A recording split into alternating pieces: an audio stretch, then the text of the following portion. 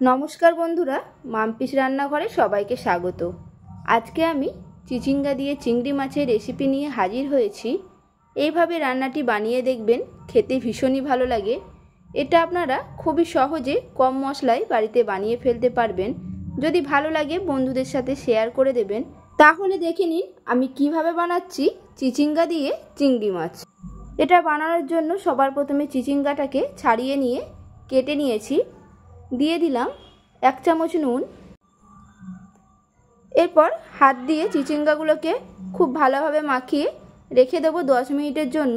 নুনটা দিয়ে মাখানোর কারণ, এতে চিচিঙ্গা থেকে এক্সট্রা জলটা পুরো বেরিয়ে যাবে আর চিচিঙ্গাগুলো নরম হয়ে যাবে।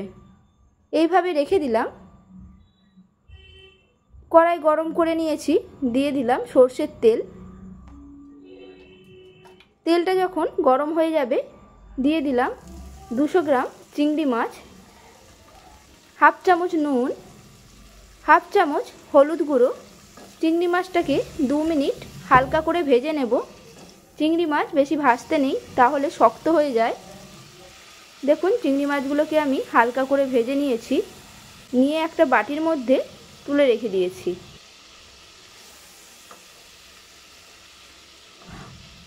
ওই একই তেলের মধ্যেই আরও কিছুটা সর্ষের তেল আমি অ্যাড করে দিলাম।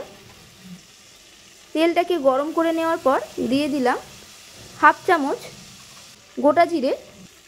15 থেকে 30 সেকেন্ড পর দিয়ে দিলাম কেটে রাখা চিচিঙ্গা।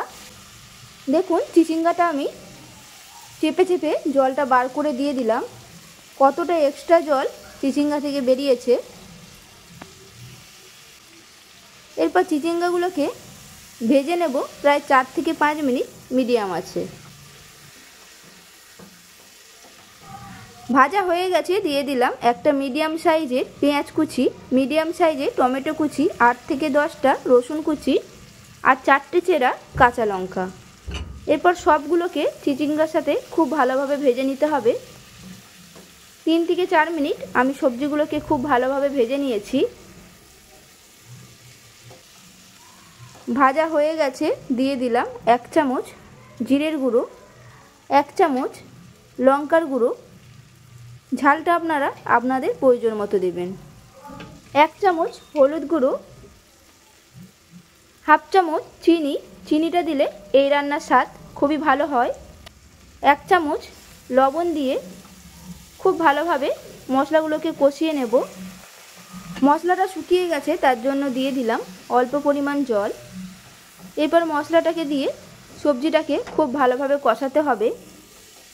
আমি এখানে 3 থেকে 4 মিনিট মশলা দিয়ে কষিয়ে নিয়েছি। দিয়ে দিলাম পরিমাণ মতো জল। জলটা এখানে আমি বেশি দিইনি, অল্প পরিমাণ জল দিয়েছি। এরপর মিশিয়ে নিলাম। দিয়ে দিলাম ভেজে রাখা চিংড়ি মাছ। আবারও মিশিয়ে নিলাম, নিয়ে ঢাকা দিয়ে হতে দিলাম মিডিয়াম আছে প্রায় 10 থেকে 15 মিনিটের জন্য। 15 মিনিট পর ঢাকনাটা খুলে নিলাম। দেখুন ঝোলটা শুকিয়ে গেছে আর চিচিঙ্গাগুলো সেদ্ধ হয়ে গেছে। নাড়াচাড়া করতে থাকলাম 2 মিনিট, গ্যাসটাকে বন্ধ করে দিলাম। রেডি হয়ে গেল আমার আজকের রেসিপি চিচিঙ্গা দিয়ে চিংড়ি মাছ। এইভাবে বাড়িতে বানিয়ে দেখবেন, কেমন লাগলো অবশ্যই কমেন্টে জানাবেন। এই রান্নাটি আপনারা খুবই কম মশলায় বাড়িতে বানিয়ে ফেলতে পারবেন, খেতে তেমনই সুন্দর হয়। ভালো লাগলে একটা লাইক করে দেবেন, বন্ধুদের সাথে শেয়ার করে দেবেন। আর নতুন বন্ধু হয়ে থাকলে আমার চ্যানেলটিকে সাবস্ক্রাইব করার অনুরোধ রইল, বেল আইকন সমেত।